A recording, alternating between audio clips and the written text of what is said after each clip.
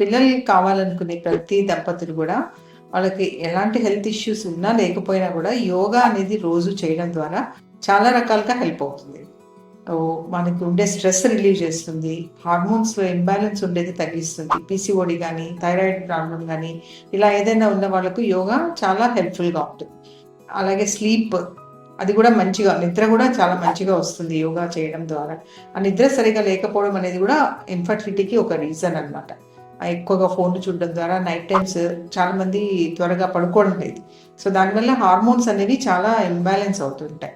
Melatonin hormone, cortisol hormone అనేవి చాలా అబ్నార్మల్గా release అయ్యి స్లీప్ని డిస్టర్బ్ చేసి అది అన్నిటి మీద ఎఫెక్ట్ పడుతుంది, including fertility. So yoga, meditation and some breathing exercises, so ఇవన్నీ చేయడం ద్వారా ఈ హార్మోన్స్ ఇంబ్యాలెన్స్ అనేది సరి చేసుకోవడము, అలాగే వెయిట్ లాస్ కూడా అవ్వడము, మెంటల్ స్ట్రెస్ తగ్గడము, ఇవన్నీ జరిగి ప్రెగ్నెన్సీ రావడానికి చాలా హెల్ప్ఫుల్గా ఉంటుంది. ఈవెన్ ప్రెగ్నెన్సీ వచ్చిన తర్వాత కూడా యోగా అనేది కంటిన్యూ చేయడం మన ద్వారా చాలా మంచిగా ఉంటుంది హెల్త్ అనేది. But under supervision of doctors or any yoga specialist ఇవన్నీ చేయాల్సి ఉంటుంది. So happy international yoga day once again. Please do yoga every day to keep us healthy always. Thank you.